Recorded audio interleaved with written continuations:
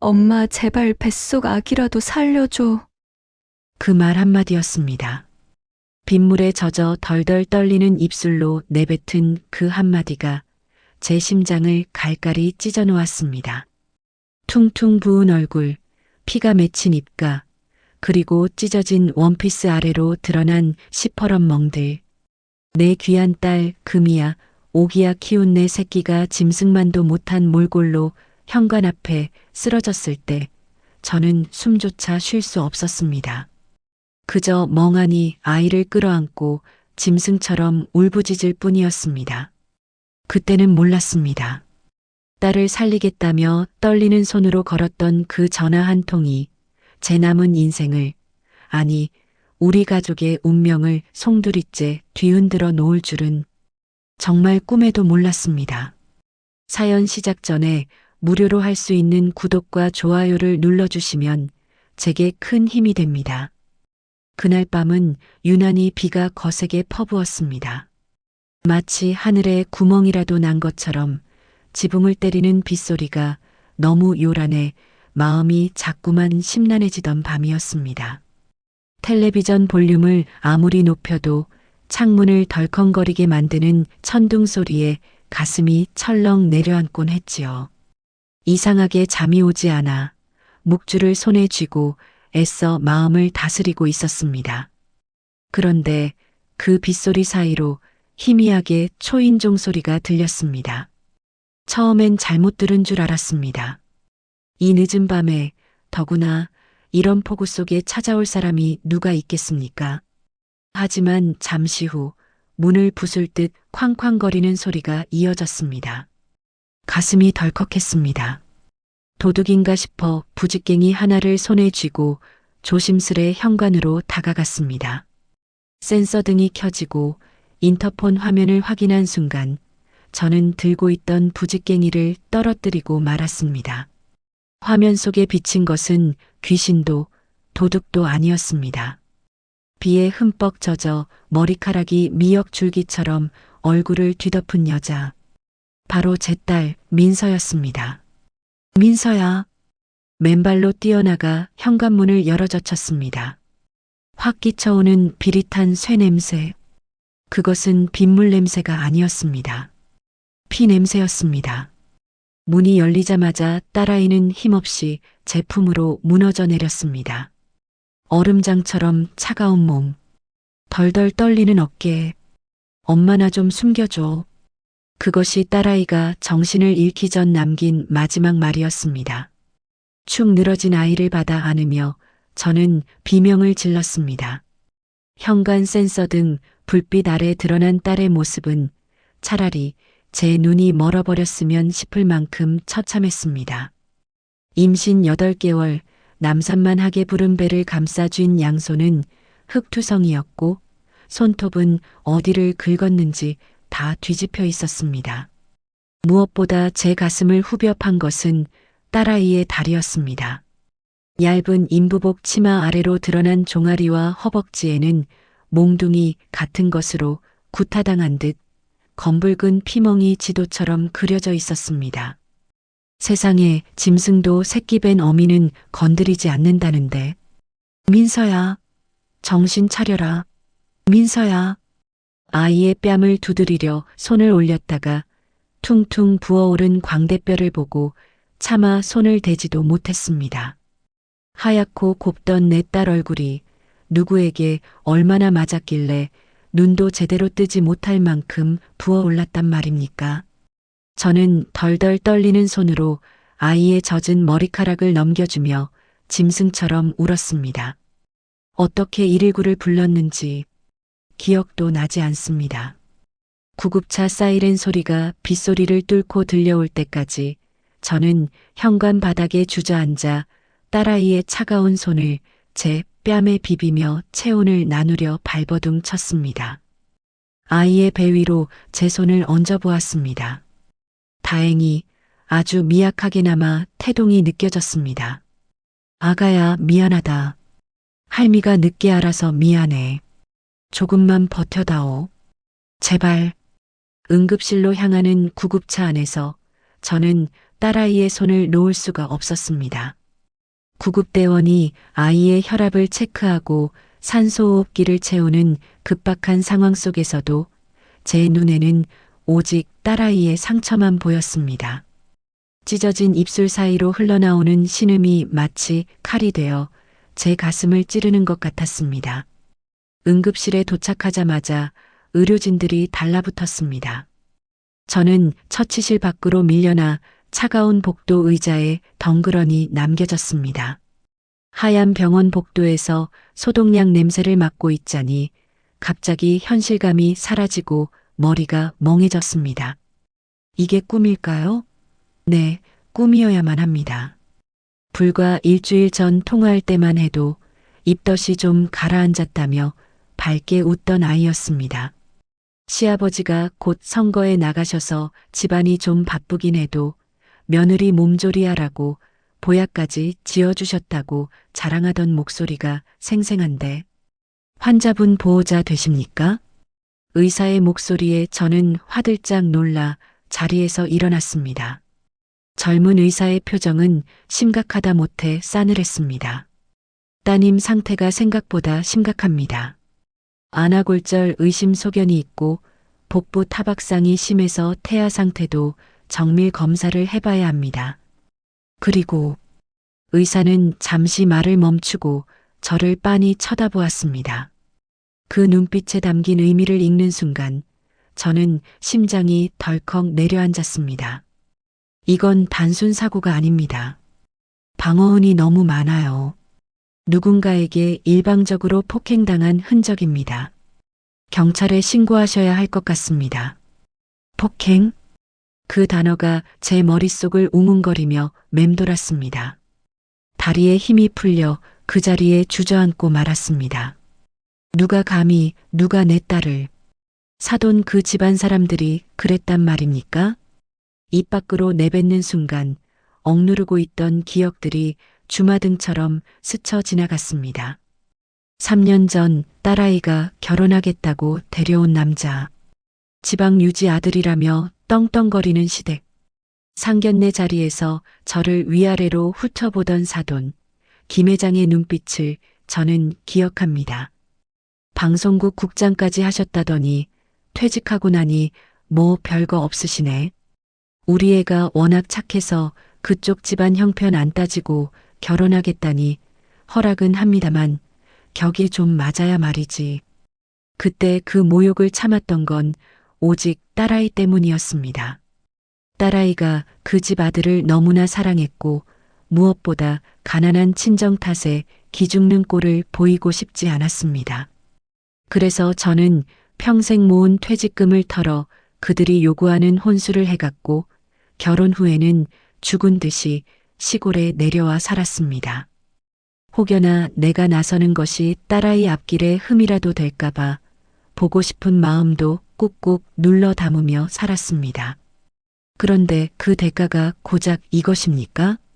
보호자님, 일단 따님 의식이 돌아왔습니다. 안정을 취해야 하니 면회는 짧게만 부탁드립니다. 간호사의 말에 정신을 차리고 처치실 커튼을 걷었습니다. 링거줄을 주렁주렁 매달고 누워있는 딸아이. 부어오른 눈두덩이 사이로 저를 바라보는 딸의 눈동자가 심하게 흔들렸습니다. 엄마. 갈라진 목소리. 저는 다가가 딸의 손을 잡았습니다. 따뜻했습니다. 살아있었습니다. 그제야 참고 참았던 눈물이 터져 나왔습니다. 민서야, 이게 무슨 일이니? 응? 그 사람들이 그런 거야? 김서방은 뭐하고 내가 이 지경이 되도록. 엄마, 쉬. 딸아이가 소스라치게 놀라며 제 입을 막으려 했습니다. 공포? 그래요. 딸아이의 눈에 서린 것은 명백한 공포였습니다. 아무한테도 말하면 안 돼. 신고하면 안 돼, 엄마. 그 사람들 무서운 사람들이야.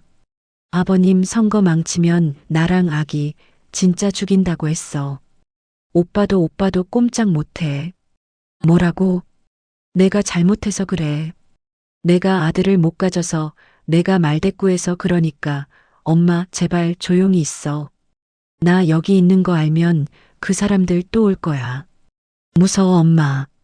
딸아이는 제 손을 붙들고 발작하듯 몸을 떨었습니다. 진정제를 맞고서야 겨우 잠이 든 딸의 얼굴을 내려다보며 저는 입술을 깨물었습니다. 비릿한 피 맛이 입안에 퍼졌습니다. 아들이 아니라고 팼다고요? 선거 때문에 입을 다물라고요? 딸의 젖은 옷가지를 정리하다가 주머니에서 구겨진 종이 뭉치를 발견했습니다. 초음파 사진이었습니다. 꼬물거리는 작은 생명의 사진. 그리고 그 뒤에 딸아이가 급하게 휘갈겨 쓴 듯한 메모가 있었습니다. 아가야, 미안해.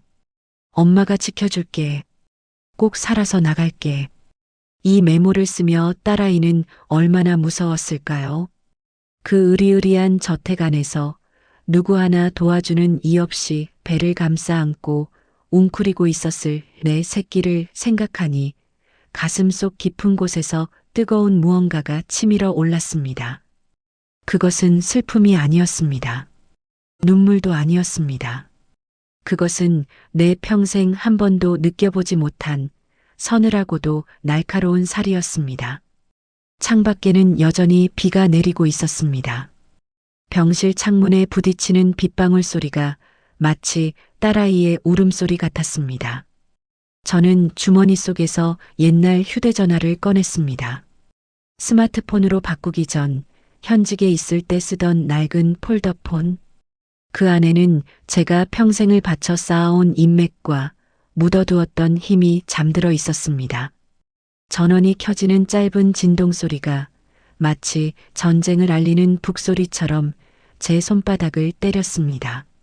화면이 켜지자 저장된 수많은 이름이 보였습니다. 국회의원, 검찰 간부, 대기업 임원. 한때는 제 말 한마디에 벌벌 떨던 사람들입니다. 은퇴하면서 다 부질없다 여겨 끊어냈던 인연들. 하지만 지금 내 딸을 살리기 위해서라면 저는 악마와도 손을 잡을 수 있었습니다. 아직은 아닙니다. 아직은 누구에게도 전화할 수 없었습니다. 지금 전화를 걸면 제 목소리가 떨릴 테니까요. 분노에 차서 이성을 잃은 목소리로는 아무것도 할 수 없습니다. 저는 잠든 딸의 얼굴을 다시 한번 쳐다보았습니다. 퉁퉁 부은 뺨을 조심스레 쓰다듬었습니다. 민서야, 조금만 기다려라. 엄마가 다 되돌려줄게. 내 눈에서 흐른 눈물, 그 사람들이 피눈물로 갚게 해줄게. 병실 문 밖에서 웅성거리는 소리가 들렸습니다. 누군가 급하게 뛰어오는 발소리, 불길한 예감이 스쳤습니다.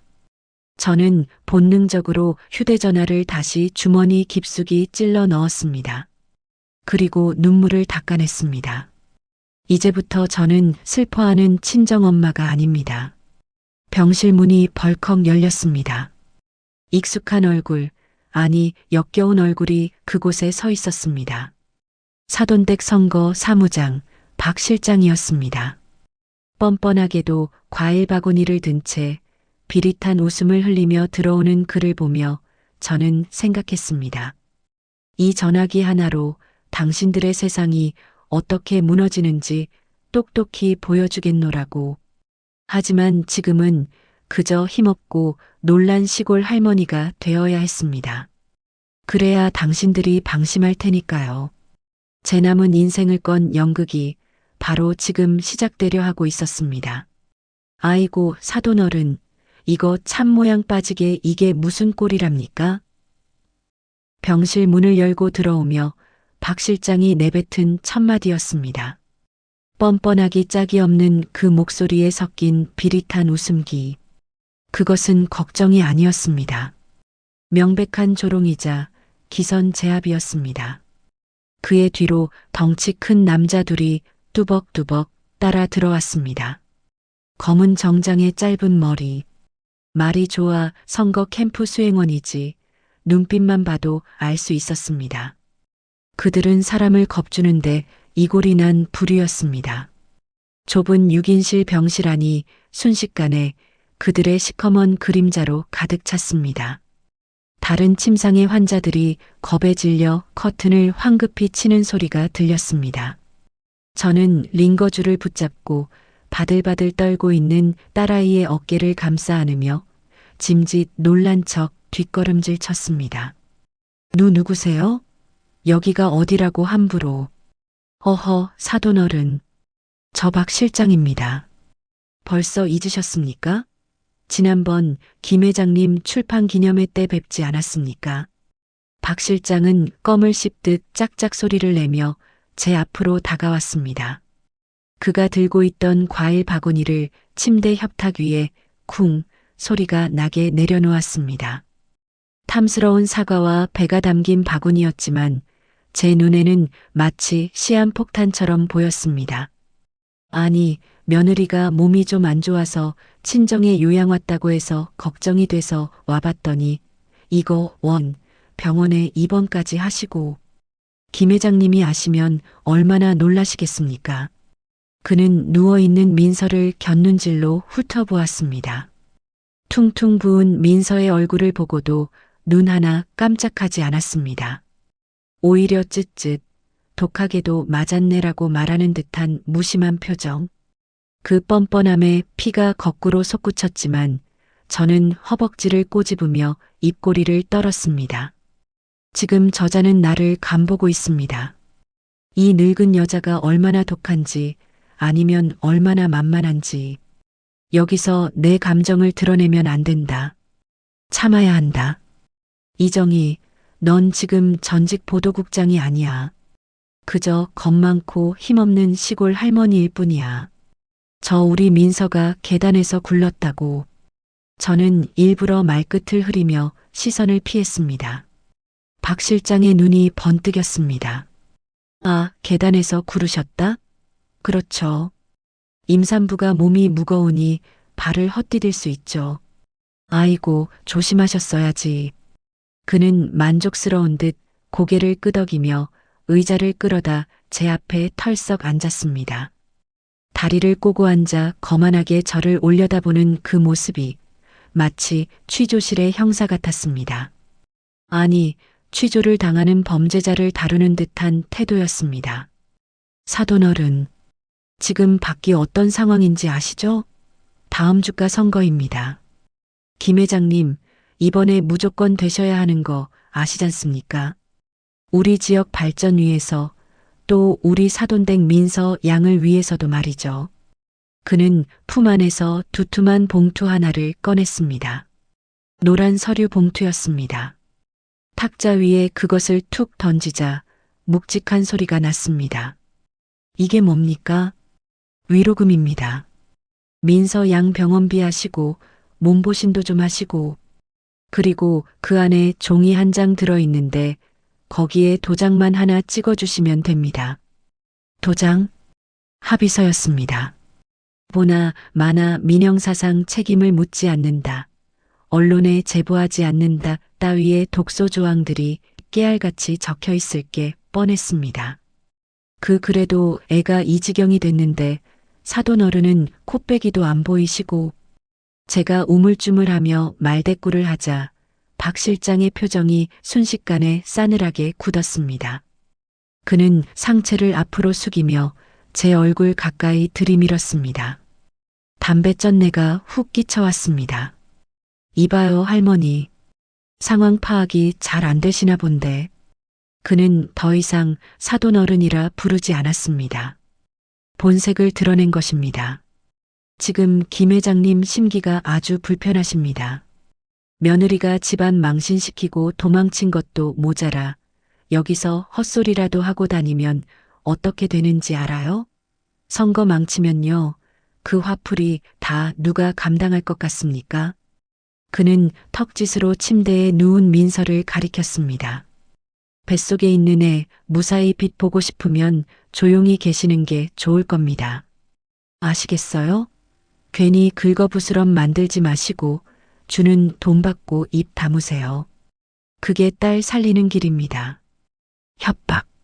그것은 명백한 협박이었습니다. 공포에 질린 민서가 이불 속에서 제 손을 꽉 쥐었습니다. 손톱이 살을 파고들 만큼 강한 힘이었습니다. 엄마, 제발이라고 외치는 듯한 딸의 간절함이 전해져 왔습니다. 저는 고개를 푹 숙였습니다. 어깨를 잔뜩 웅크리고 짐짓 겁에 질린 듯 몸을 떨었습니다. 아, 알겠습니다. 제가 뭘 알겠습니까? 그저 우리 딸만 무사하면. 그렇죠. 역시 말이 통하시네. 시골에 계셔도 눈치는 빠르시네. 박 실장은 다시 비릿하게 웃으며 제 어깨를 툭툭 쳤습니다. 그 손길이 어찌나 불쾌한지 닿은 자리를 당장이라도 베어내고 싶었습니다. 도장은 여기 바로 찍으시죠. 인주 가져왔어? 그의 손짓의 뒤에 서 있던 덩치 중 하나가 주머니에서 인주를 꺼내 내밀었습니다. 모든 것이 준비된 각본이었습니다. 그들은 제가 거절할 리 없다고 확신하고 있었습니다. 힘없고 돈 없고 백 없는 친정엄마니까요. 딸이 볼모로 잡혀 있으니 시키는 대로 할 수밖에 없는 약자라고 믿어 의심치 않는 것이지요. 저는 떨리는 손으로 봉투를 집어들었습니다. 그리고 그들이 내민 합의서라는 종이 쪼가리에 제 엄지손가락을 꾹 눌러 찍었습니다. 붉은 인주가 묻어나는 순간 제 마음속에선 다른 맹세가 새겨지고 있었습니다. 이 지장은 패배의 증거가 아니다. 이것은 너희들의 오만함에 대한 증거이자 내 복수의 시작을 알리는 신호탄이다. 아이고, 잘하셨습니다. 진작 이러셨으면 좋았잖아요. 박 실장은 합의서를 낚아채듯 가져가 꼼꼼히 확인했습니다. 지장이 선명하게 찍힌 것을 보고는 만족스러운 듯 서류를 챙겨 넣었습니다. 그럼 저희는 이만 가보겠습니다. 아, 그리고 혹시나 해서 드리는 말씀인데 나가려던 그가 다시 멈춰섰습니다. 기자, 나부랭이들이 냄새 맡고 꼬일 수도 있는데 절대 만나지 마세요. 만나서 헛소리했다간 그땐 위로금이 아니라 위약금 토해내셔야 합니다. 아시겠죠? 저희 쪽에서도 다 지켜보고 있으니까 허튼 수작 부리지 마시고요. 네, 염려 마세요. 아무도 안 만납니다. 저는 굽실거리며 허리를 숙였습니다. 그들은 낄낄거리며 병실을 빠져나갔습니다. 복도 끝으로 그들의 구둣발 소리가 멀어질 때까지 저는 고개를 들지 않았습니다. 병실 안에 다시 정적이 찾아왔습니다. 민서가 흐느끼는 소리만이 빗소리에 섞여 들려왔습니다. 엄마 미안해, 나 때문에 엄마가 저런 꼴 당하고. 딸아이는 이불을 뒤집어 쓰고 죄인처럼 울었습니다. 자기 때문에 엄마가 모욕을 당하고 비굴하게 고개를 숙였다고 생각하는 것입니다. 저는 천천히 고개를 들었습니다. 굽혔던 허리를 펴고 웅크렸던 어깨를 활짝 폈습니다. 방금 전까지 박 실장 앞에서 짓고 있던 겁먹은 노인의 표정은 온데간데 없었습니다. 대신 제 얼굴엔 차가운 무표정이 자리 잡았습니다. 탁자 위에 놓인 돈 봉투를 집어들었습니다. 꽤 묵직했습니다. 5만 원권으로 채워진 돈다발. 대충 봐도 수천만 원은 되어 보였습니다. 그들은 이것으로 내 입을, 내 양심을, 내 딸의 고통을 샀다고 생각할 겁니다. 고작 이 돈으로 내 새끼 피눈물 값을 퉁치겠다? 헛웃음이 나왔습니다. 박 실장이 남기고 간 과일 바구니를 내려다보았습니다. 탐스럽게 빛나는 사과 하나를 집어들었습니다. 한입 베어 물었습니다. 아삭 소리가 병실 안에 크게 울렸습니다. 달콤했습니다. 역겨울 만큼 달콤했습니다. 엄마, 분위기가 바뀐 것을 감지했는지 민서가 울음을 그치고 이불 밖으로 고개를 내밀었습니다. 저는 사과를 씹어 삼키며 딸에게 다가갔습니다. 그리고 차분하고 단호한 목소리로 말했습니다. 민서야, 울지 마라. 이제부터 눈물 흘릴 사람은 우리가 아니다. 저는 침대 및 서랍 깊숙한 곳에서 어제 넣어두었던 옛 폴더폰을 꺼냈습니다. 전원을 켰습니다. 화면 가득 들어오는 파란 불빛이 제 눈동자에 비쳤습니다. 방금 전 박 실장의 말이 귓가에 맴돌았습니다. 기자, 나부랭이들이 냄새 맡고 꼬일 수도 있다고 했지요? 네, 맞습니다. 냄새를 맡을 겁니다. 하지만 그 기자들은 당신들이 생각하는 그런 시시한 하이에나들이 아닙니다. 내가 부를 사냥개들은 한번 물면 절대 놓지 않는 지옥의 사냥개들일 테니까요. 박 실장은 큰 실수를 했습니다. 그는 저를 시골 할머니로만 알았습니다. 제 과거를 조사할 생각조차 안 했을 겁니다. 왜냐고요? 그들에게 저는 안중에도 없는 존재니까요. 그 오만함, 그것이 바로 그들의 목을 조르는 밧줄이 될 것입니다. 지켜보고 있다고 했지? 그래, 어디 한번 잘 지켜봐라. 저는 주소록을 열었습니다. 오국장이라는 세 글자가 선명하게 보였습니다. 통화 버튼 위에 엄지손가락을 올렸습니다. 심장이 쿵쿵 뛰었지만 손끝은 더 이상 떨리지 않았습니다. 뚜루루, 뚜루루. 신호음이 길게 이어졌습니다. 지금 이 전화를 걸면 되돌릴 수 없습니다. 저는 다시 전쟁터로 돌아가게 될 것입니다. 평온했던 나의 노년, 흙 만지던 소박한 기쁨, 모든 것을 버려야 할지도 모릅니다. 하지만 후회는 없습니다. 내 딸을 저 지경으로 만든 자들이 떵떵거리는 꼴을 보느니 차라리 함께 지옥불에 뛰어드는 게 낫습니다. 네, 누님. 오랜만입니다.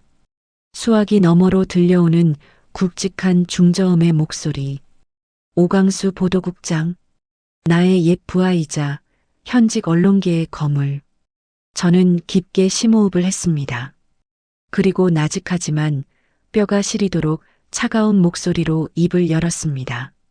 오 국장, 자네 아직 은퇴 안 했지? 누님도 참. 정년 3년 남았습니다. 무슨 일이십니까? 시골 생활 심심하셔서 전화 주신 건 아닐 테고. 잘 됐네. 나랑 은퇴 전에 큰 거 하나 터뜨리자. 네. 상대방의 당황한 침묵이 느껴졌습니다. 저는 민서의 부은 얼굴을 바라보며 말을 이었습니다. 제 목소리에는 더 이상 망설임이 없었습니다. 단독이야. 일면 톡감이고 자네가 좋아하는 권력형 비리의 갑질 폭행까지 종합 선물 세트로 준비했어. 누님, 그게 대체 누굽니까? 타겟이 누군데요? 오 국장의 목소리가 긴장감으로 팽팽해졌습니다. 기자의 촉이 발동한 것입니다. 저는 입가에 서늘한 미소를 띠며 대답했습니다. 이번 선거판 제일 시끄러운 그 작자. 김 회장 집안. 김 회장이요? 거긴 건드리기 쉽지 않은데. 게다가 누님 사돈댁 아닙니까? 그러니까 내가 하는 거야. 내부 고발자니까. 저는 탁자 위 그들이 던져주고 간 돈 봉투를 노려보았습니다. 준비해. 자료는 내가 다 만들어줄 테니까. 대신 조건이 있어. 말씀하십시오. 완전히 죽여놔야 해. 다시는 재기 불가능하게. 사회적으로 매장시켜버려. 알겠습니다. 누님이 움직이신다면야 저도 보도국 풀가동하겠습니다. 전화를 끊고 폴더폰을 닫았습니다. 탁 하는 경쾌한 소리가 병실의 정막을 깼습니다. 창밖을 보니 어느새 비가 그쳐가고 있었습니다. 먹구름 사이로 희미하게 달빛이 비쳤습니다. 폭풍우는 지나갔지만 진짜 태풍은 이제부터 시작이었습니다. 저는 다시 한번 사과를 베어 물었습니다. 아까보다 훨씬 더 달게 느껴졌습니다. 박 실장, 그리고 김 회장. 당신들은 오늘 축배를 들고 있겠지. 늙은 노인네 하나 겁줘서 입 막았다고 낄낄거리고 있겠지. 마음껏 웃어도 그 웃음이 비명으로 바뀌는 데는 그리 오랜 시간이 걸리지 않을 테니까. 엄마 정말 괜찮은 거야? 민서가 걱정스런 눈빛으로 물었습니다. 저는 딸아이의 이마에 맺힌 식은 땀을 닦아주며 부드럽게 속삭였습니다. 민서야, 엄마가 말했지? 엄마 왕년에 대단했다고. 응, 그거 허풍 아니었어. 보여줄게. 내 엄마가 어떤 사람인지, 그리고 엄마라는 사람이 제 새끼를 건드리면 얼마나 무서워지는지. 저는 자리에서 일어났습니다. 이제부터 해야 할 일이 많았습니다. 짐짓 비굴한 연기는 끝났습니다. 이제 사냥을 시작할 시간입니다. 사냥꾼은 사냥감이 가장 방심해서 배를 드러내고 누울 때까지 숨소리조차 죽이는 법입니다. 현역 시절 후배들에게 귀에 못이 박히도록 했던 말입니다. 그리고 지금 저는 그 말을 제 자신에게 되뇌고 있습니다. 병실 창가에 앉아 밤하늘을 올려다보았습니다. 비가 그친 밤하늘은 언제 그랬냐는 듯 고요했습니다.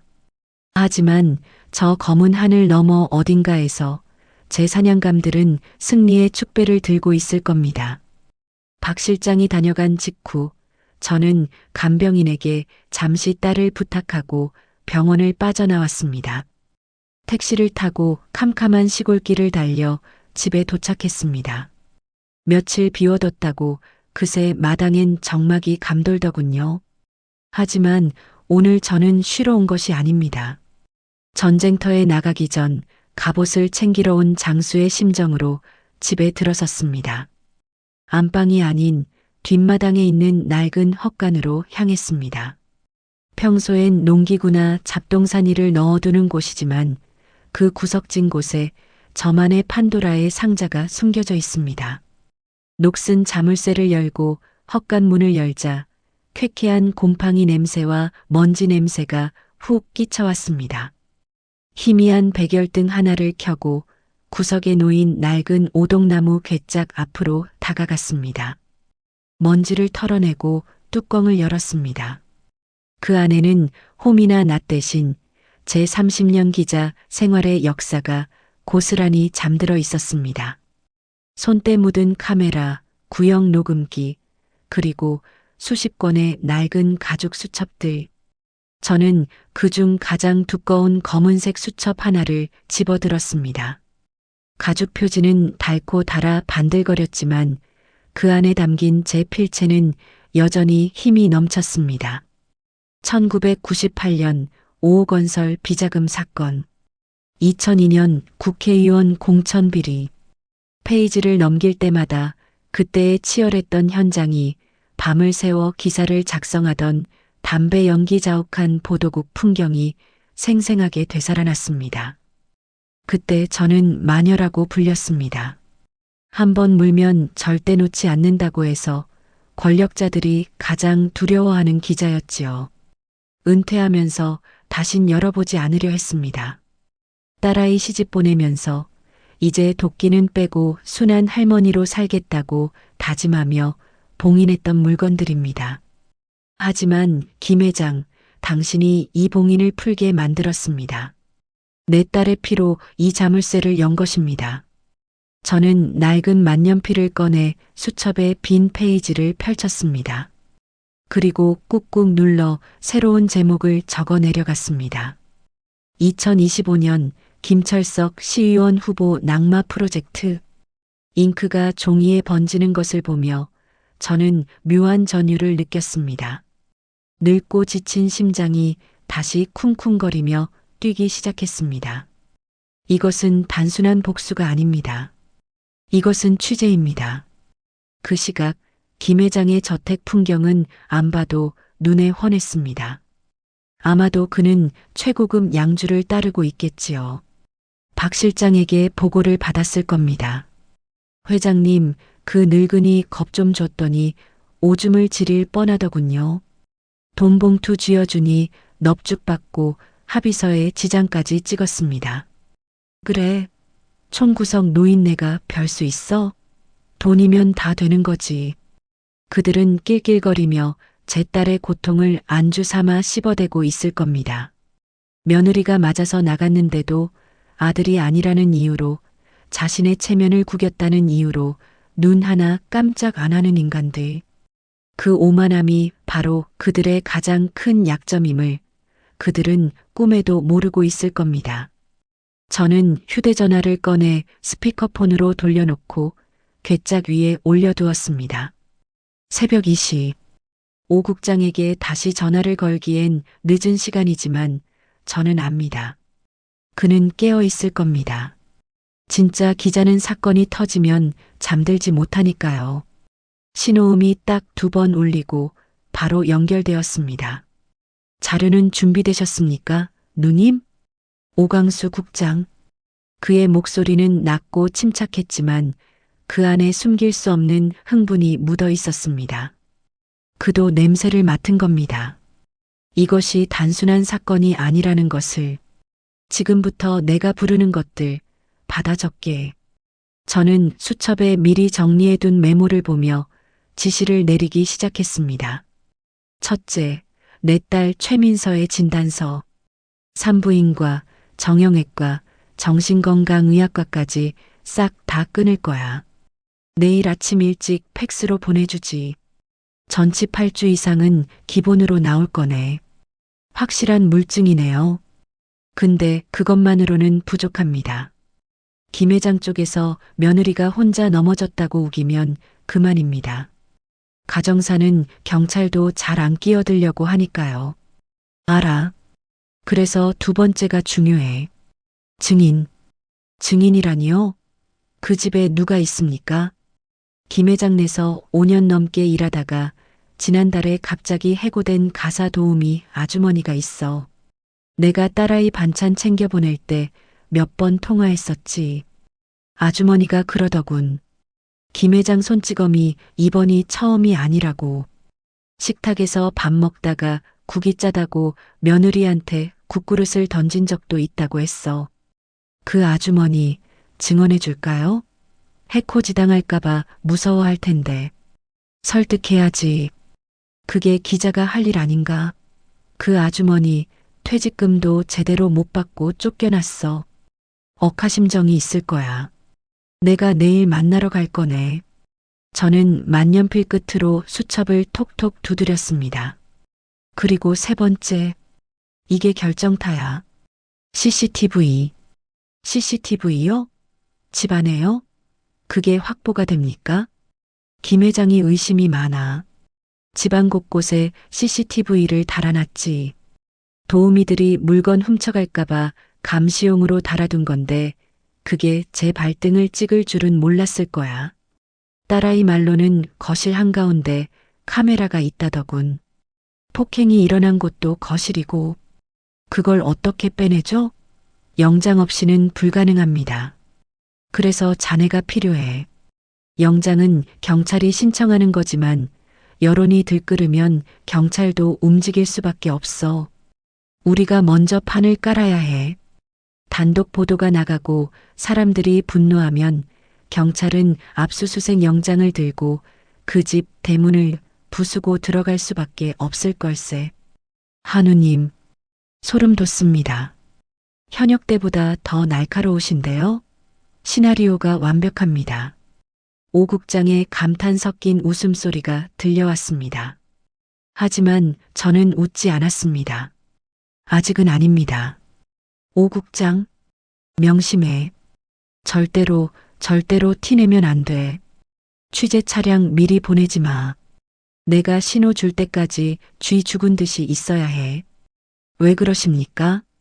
그놈들 지금 내가 겁먹고 찌그러져 있는 줄 알아. 그 방심이 놈들의 눈과 귀를 가리고 있어. 우리가 움직인다는 걸 눈치채면 증거 인멸할 놈들이야. CCTV 하드디스크부터 없애겠지. 그러니까 내가 콜할 때까지 보도국에는 함구령 내려. 알겠습니다. 엠바고 보도 유예 걸고 저랑 메인 앵커 그리고 제일 믿을 만한 팀장 하나만 공유하겠습니다. 좋아. 그리고 하나 더. 저는 잠시 숨을 골랐습니다. 가장 중요한 지시가 남았습니다. 김 회장 선거 캠프 쪽 동향 파악해놔. 특히 그 박 실장이란 놈. 과거 뒤져보면 뭐 하나 나올 거야. 더러운 일 처리하는 사냥개니까 분명 구린 구석이 있을 거네. 딸내미 건드린 대가로 그놈도 같이 엮어서 보내버릴 거니까. 박태수 실장 말씀이시죠? 안 그래도 그놈 예전 건설 현장 비리 때 이름 몇 번 오르내렸습니다. 제가 사회부 애들 풀어서 먼지 한 톨까지 털어보겠습니다. 고맙네. 오 국장. 누님. 근데 정말 괜찮으시겠습니까? 이렇게 터지면 따님도 힘들질 텐데요. 세상 사람들 입방아에 오를 거고. 오 국장의 목소리에 진심 어린 걱정이 묻어났습니다. 저도 압니다.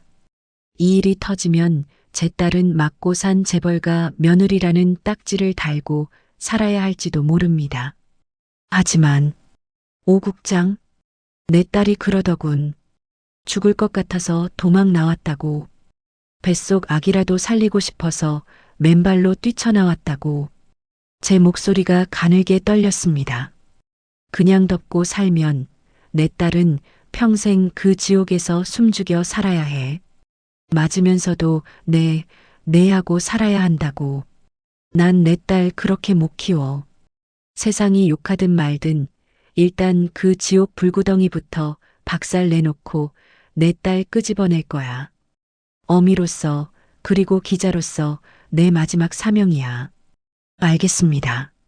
누님 뜻이 정그러시다면 제가 칼이 되어드리겠습니다. 준비 끝나는 대로 연락 주십시오. 전화를 끊고 나서도 한참이나 휴대전화를 내려다보았습니다.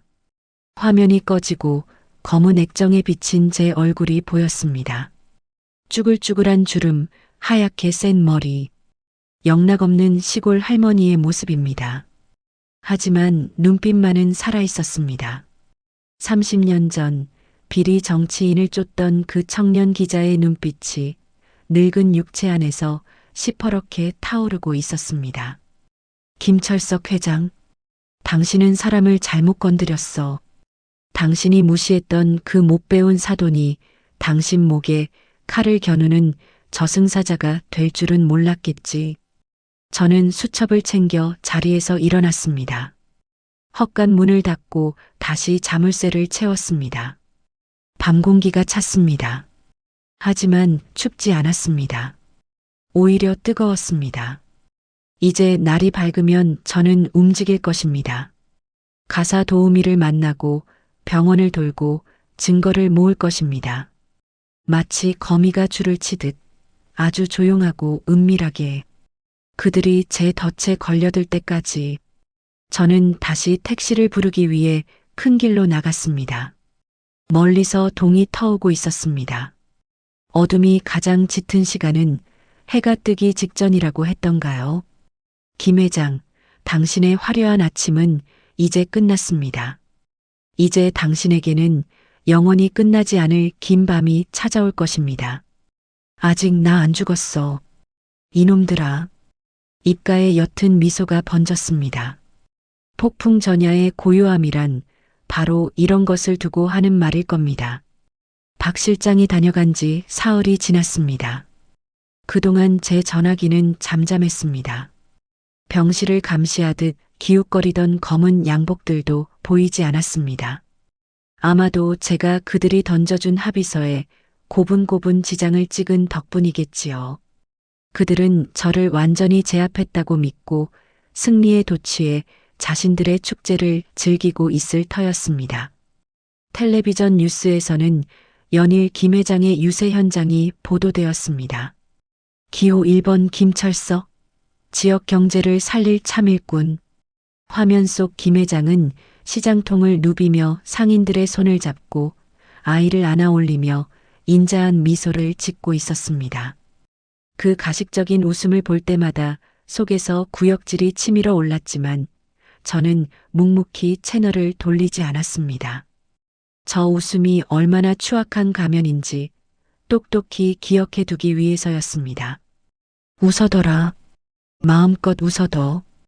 그 웃음이 내 마지막 영정 사진이 될 테니. 저는 병원 원무과 창구 앞에 섰습니다. 최민서 환자분 진단서입니다. 산부인과 3주, 정형외과 4주, 정신건강의학과 6주. 다 합쳐서 전치 13주 나오셨네요. 진단서를 건네주는 직원의 표정이 어두웠습니다. 종이를 받아든 제 손이 부들부들 떨렸습니다. 병명 다발성 타박상, 뇌진탕, 절박유산, 외상후 스트레스 장애. 활자 하나하나가 마치 날카로운 바늘이 되어 제 가슴을 찔렀습니다. 이것은 단순한 종이 쪼가리가 아니었습니다. 내 딸이 흘린 피눈물의 기록이자 김 회장 당신을 지옥으로 끌고 갈 저승행 티켓이었습니다. 감사합니다. 저는 진단서를 소중히 가방에 넣고 병원을 나섰습니다. 햇살이 따가웠습니다. 세상은 이렇게 평화로운데 내 딸의 몸과 마음은 만신창이가 되었습니다. 이제 이 고요를 깰 차례입니다. 저는 택시를 잡아탔습니다. 기사님, 옥천동으로 가주세요. 옥천동. 달동네가 모여있는 낡은 주택가. 그곳에 제가 찾아야 할 사람이 살고 있습니다. 김 회장 집에서 5년 동안 가사 도우미로 일하다가 한 달 전 쫓겨나듯 그만둔 박 아주머니. 민서가 입원하고 정신이 좀 들었을 때 넌지시 물어보았습니다. 민서야, 그 집에서 일하던 박 아주머니 말이다. 연락처 아직 있니? 응, 있는데 왜 엄마? 아줌마 잘리셨어. 아버님한테 말대꾸했다고. 알아. 그냥 안부나 좀 물으려고. 딸에게는 비밀로 했습니다. 혹여나 걱정할까 봐서요. 가파른 언덕길을 올라 도착한 곳은 페인트가 벗겨진 허름한 빌라였습니다. 초인종도 고장 나 있어 저는 녹슨 철문을 조심스레 두드렸습니다. 누구세요? 한참 만에 안에서 경계심 가득한 목소리가 들려왔습니다. 저 민서 엄마입니다. 최민서 친정엄마요. 잠시 정적이 흐르더니 철문이 끼익 소리를 내며 열렸습니다. 빼꼼히 얼굴을 내민 박 아주머니는 저를 보자마자 눈이 휘둥그레졌습니다. 5년 전 민서가 시집가던 날 혼주석에 앉아있던 저를 기억하는 눈치였습니다. 하지만 반가움보다는 두려움이 앞서는 표정이었습니다. 아니, 사부인께서 여긴 어떻게? 잠깐 이야기 좀 할 수 있을까요? 민서 일 때문에 왔습니다. 박 아주머니는 주위를 두리번거리더니 황급히 저를 집 안으로 들였습니다.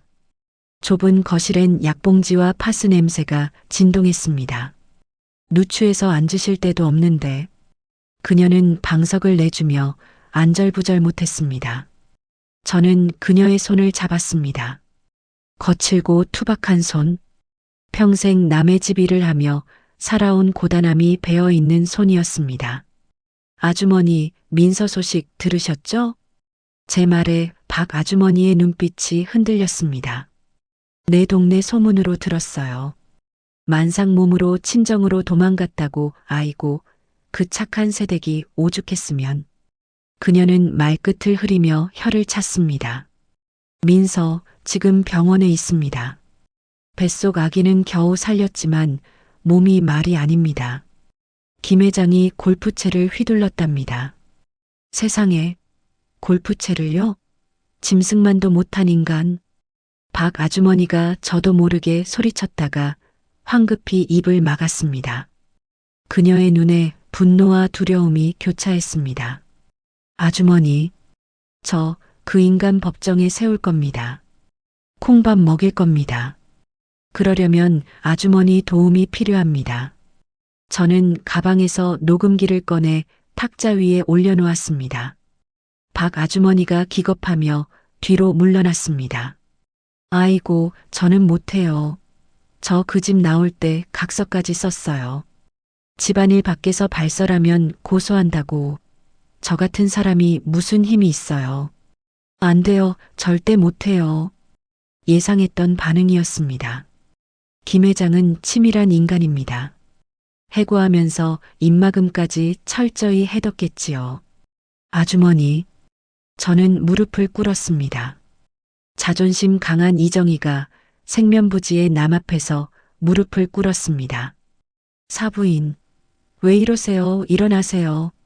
제 딸이 죽을 뻔했습니다. 지금도 밤마다 악몽을 꾸며 벌벌 떱니다. 그 집에서 5년을 사셨으니 보셨잖아요.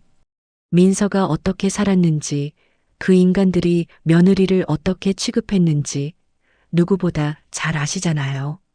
제 목소리가 물기에 젖어 떨렸습니다. 제가 돈을 달라는 것도 아니고 거짓말을 해달라는 것도 아닙니다. 그저 보신 대로 들으신 대로만 말씀해 주시면 됩니다. 제발요, 이 늙은 어미의 소원입니다. 박 아주머니의 눈시울이 붉어졌습니다. 그녀도 자식 키우는 어미였습니다. 저도 많이 당했어요. 그 영감탱이 성질머리가 얼마나 더러운지. 밥상 없는 건 예사고 사모님한테도 손찌검하고. 그녀가 입을 열기 시작했습니다. 한 번은 새댁이 입덧 때문에 헛구역질을 좀 했다고 밥맛 떨어지게 식탁에서 뭐 하는 짓이냐며 국그릇을 집어 던졌어요. 뜨거운 국물이 새댁 발등에 쏟아졌는데도 괜찮냐는 말은커녕 치우라고 소리만 지르고, 박 아주머니는 억울했던 기억을 토해내며 흐느꼈습니다. 제가 그때 너무 기가 막혀서 몰래 약 발라줬는데 새댁이 저보고 그러더라고요. 아주머니, 저 괜찮아요. 아버님, 원래 저러시잖아요 하면서 웃는데 그게 더 마음 아파서.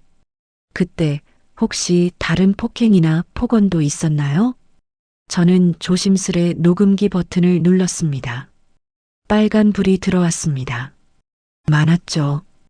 아들도 못 낳는 주제에 밥값이 아깝다. 친정이 가난해서 가정교육을 못 받았다. 말도 마세요. 그리고 지난달엔가 새댁이 산부인과 검진 간다고 차 좀 써도 되냐고 물었다가 기사 낭비하지 말고 버스 타고 다니라고 지팡이로 종아리를 때렸어요. 임신한 며느리를요. 결정적인 증언이었습니다. 상습적인 폭행과 학대. 이것만 있어도 김 회장의 도덕성에 치명타를 입힐 수 있습니다. 아주머니, 혹시 그 집 거실에 CCTV 있는 거 아시죠? 아, 네. 알죠. 그 영감이 도우미들 감시한다고 달아놓은 거요. 우리끼린 감옥이라고 불렀어요. 그거 녹화는 계속되고 있었나요? 네, 24시간 돌아가요. 근데 그게 거실 천장에 숨겨져 있어서 웬만하면 잘 안 보여요. 아마 그 영감도 홧김에 때릴 땐 카메라 생각 못했을 거예요. 빙고. 제 예상이 맞았습니다. 등잔 밑이 어둡다고 김 회장은 자신이 설치한 감시망에 자신이 걸려든 줄도 모르고 있을 겁니다. 한참 동안 증언을 마친 박 아주머니가 걱정스런 얼굴로 물었습니다. 근데 사부인 이거 터지면 저 고소당하는 거 아니에요? 저 돈도 없고 백도 없는데. 저는 자리에서 일어나 그녀의 두 손을 꼭 잡았습니다. 그리고 제품에서 명함 한 장을 꺼내 주었습니다. 현직은 아니지만 제 이름 세 글자가 박힌 옛 명함이었습니다. 걱정 마세요. 제가 지켜드립니다. 대한민국 최고의 로펌 변호사가 아주머니 무료 변론 해드릴 겁니다. 그리고 만약 그 인간이 아주머니 털끝 하나라도 건드리면 제가 제 목숨 걸고 그 인간 사회에서 매장시킬 겁니다. 제 눈빛에 서린 결기를 읽었는지 박 아주머니가 고개를 끄덕였습니다. 알겠어요. 새댁을 위해서라면 저도 용기 낼게요. 그 착한 사람이 그렇게 당하고만 사는 건 하늘도 용서 안 하죠. 빌라를 나서는 발걸음이 한결 가벼워졌습니다. 가장 어려운 산을 하나 넘었습니다. 주머니 속 녹음기의 무게가 묵직하게 느껴졌습니다. 이 작은 기계 안에 김 회장의 추악한 민낯이 고스란히 담겨 있습니다. 다시 병원으로 돌아오는 길 택시 라디오에서 김 회장의 선거 유세 현장 중계가 흘러나왔습니다. 네, 지금 옥천동 시장 유세 현장입니다. 김철석 후보가 지지자들의 환호 속에 연설을 시작합니다. 존경하는 시민 여러분, 저 김철석, 가정이 바로 서야 나라가 바로 선다는 신념으로 살아왔습니다. 제 며느리가 곧 출산을 앞두고 있습니다. 손주 볼 생각에 밤잠을 설치는 이 할아비의 마음으로 우리 아이들이 행복한 도시를 만들겠습니다. 저도 모르게 헛웃음이 터져 나왔습니다. 택시 기사님이 룸미러로 힐끔 쳐다보았습니다. 손님, 김철석 후보 좋아하시나 봐요? 이번엔 저 양반이 될 것 같던데. 글쎄요. 까봐야 알지 않겠습니까? 저는 창밖을 보며 싸늘하게 움츠렸습니다. 손주 볼 생각에 밤잠을 설친다고요? 네, 그럴 겁니다. 이제 곧 다른 의미로 밤잠을 설치게 될 테니까요. 감옥의 차가운 바닥에서 당신이 뱉은 그 거짓말들이 족쇄가 되어 조여오는 악몽을 꾸게 될 것입니다. 병원에 도착하니 해가 뉘엿뉘엿 지고 있었습니다. 병실로 올라가기 전 저는 인적이 드문 병원 화단 벤치에 앉았습니다. 그리고 오 국장에게 문자를 보냈습니다. 진단서 확보. 핵심 증인 인터뷰 완료. 녹취 파일 넘긴다. 이제 2단계 시작해. 전송 버튼을 누르자마자 전송 완료 메시지가 떴습니다. 1분도 지나지 않아 답장이 왔습니다. 수고하셨습니다, 누님. 확인했습니다.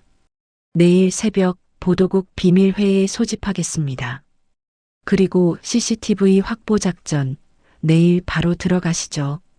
CCTV. 마지막 퍼즐 조각. 그것만 손에 넣으면 게임은 끝입니다. 하지만 그게 가장 위험한 도박이 될 것입니다. 남의 집에 몰래 들어가 하드디스크를 빼낸다? 불법입니다. 하지만 합법적인 방법으로는 절대 얻을 수 없는 증거입니다. 저는 눈을 감고 심호흡을 했습니다. 민서야, 엄마가 내일은 좀 더 위험한 짓을 해야 할 것 같다. 하지만 겁내지 마라. 엄마는 이미 모든 걸 걸었으니까. 밤바람이 찼지만 제 가슴속 불길은 점점 더 거세게 타오르고 있었습니다. 가장 완벽한 속임수는 상대가 보고 싶은 것만 보여주는 것입니다. 선거를 딱 3일 앞둔 아침, 결전의 날이 밝았습니다. 새벽 안개가 자욱하게 깔린 김 회장의 선거 사무소 앞. 화려한 현수막과 선거송이 울려 퍼질 준비를 하는 그곳에 낯선 검은 승합차 세 대가 미끄러지듯 들어와 자리를 잡았습니다. 차량 옆면엔 방송국 로고가 선명했습니다. 지붕 위엔 커다란 접시 안테나가 달려 있었습니다. 바로 현장에서 생방송을 내보낼 수 있는 중계차였습니다. 방송국에 움직이는 스튜디오라 불리는 아주 귀한 차들이었지요. 보통 때라면 경호원들이 달려와 누구냐며 막아섰을 겁니다. 하지만 오늘은 달랐습니다. 김 회장 쪽 사람들은 이 차량들을 자신들을 띄워주러 온 귀한 손님으로 철석같이 믿고 있었으니까요. 어이쿠, 방송국에서 오셨습니까? 아이고, 김 회장님 유세 현장 찍으러 오셨구나. 박 실장이 버선발로 뛰어나와 방송국 직원들을 맞이했습니다. 오 국장이 미리 심어둔 베테랑 촬영 감독이 능청스럽게 악수를 받았습니다. 네, 보도국장님 특별 지시로 내려왔습니다. 오늘 김 후보님 유세가 하이라이트라면서요? 저녁 뉴스에 내보낼 그림 좀 확실하게 따라고 하셔서요. 아이고, 역시 국장님이 신경 써주시네. 걱정 마십시오. 오늘 우리 회장님 컨디션 최고십니다. 자리도 제일 좋은 데로 잡아드릴게요. 박 실장은 입이 귀에 걸려 덩실거렸습니다. 그가 안내한 곳은 유세 차량 바로 앞, 소위 명당 자리였습니다. 카메라 렌즈가 김 회장의 얼굴을 정면으로 노릴 수 있는 곳. 박 실장은 그것이 홍보용 자리라고 생각했겠지만 사실 그것은 총구를 겨누기 딱 좋은 저격용 자리였습니다.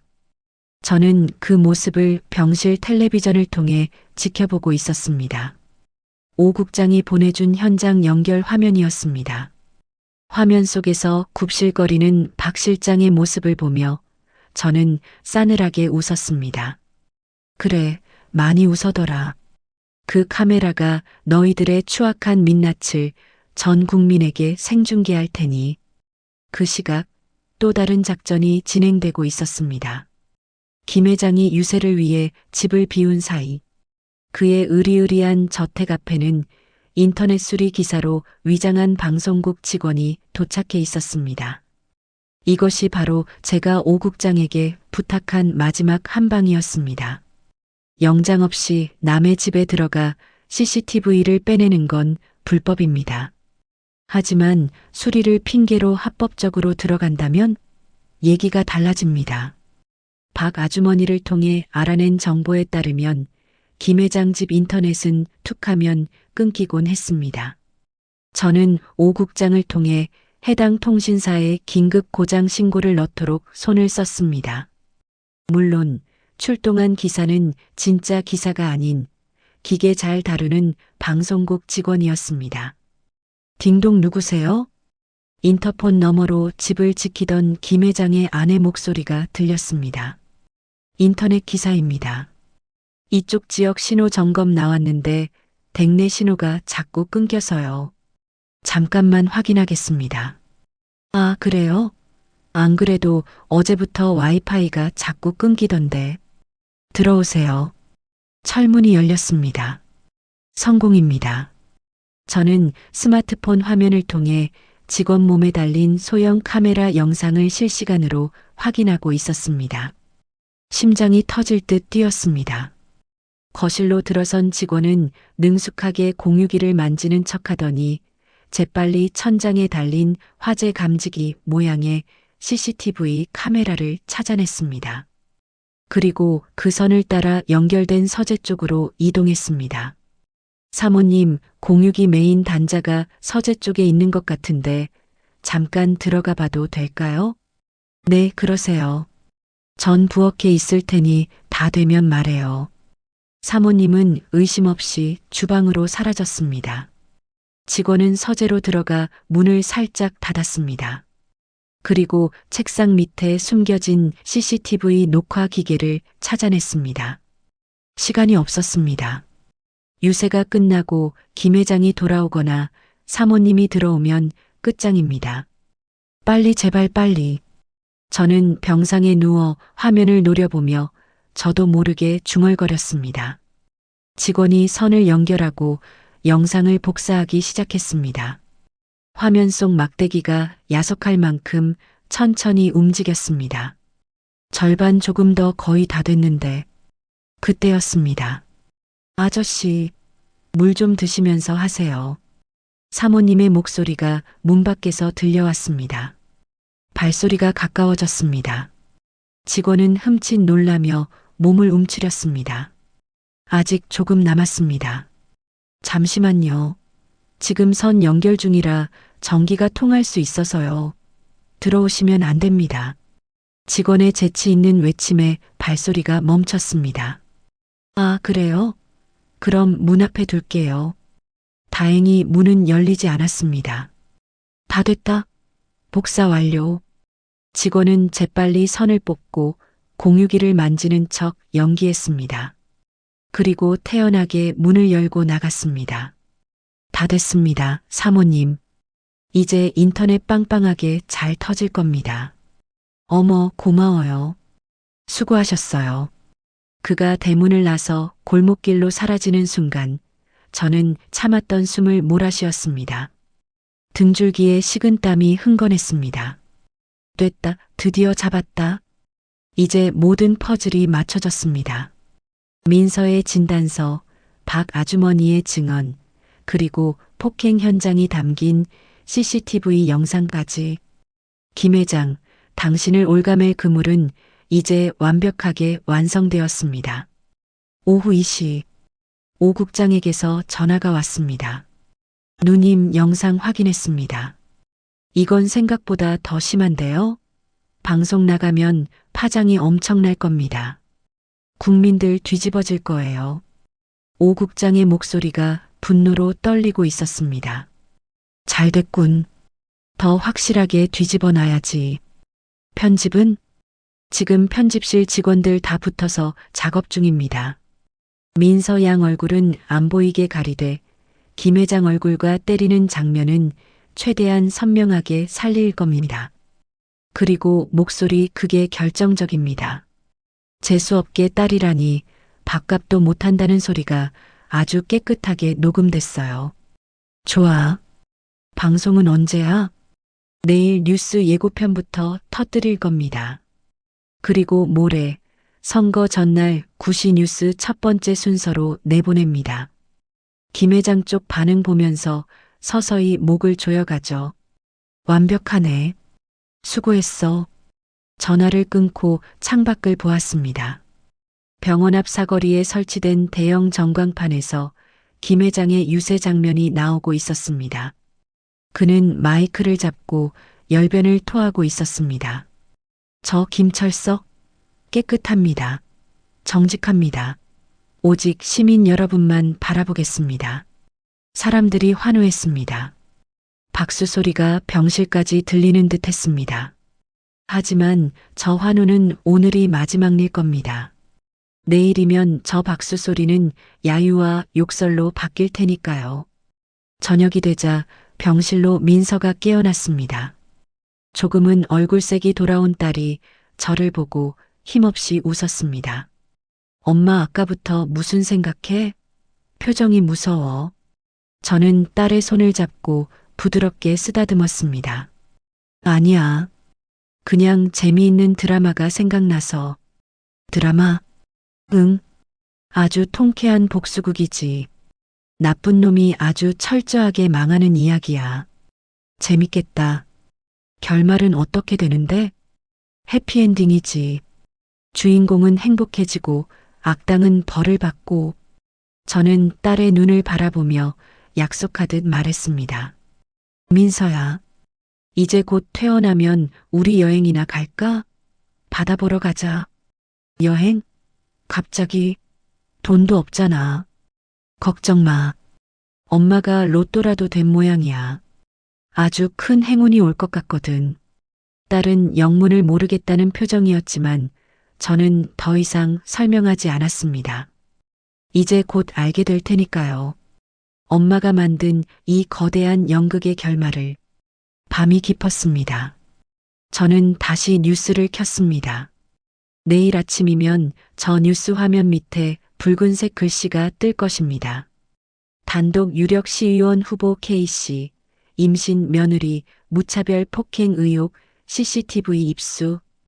그 글자 한 줄이 불러올 태풍을 상상하니 온몸의 세포가 깨어나는 기분이었습니다. 이것은 단순한 뉴스가 아닙니다.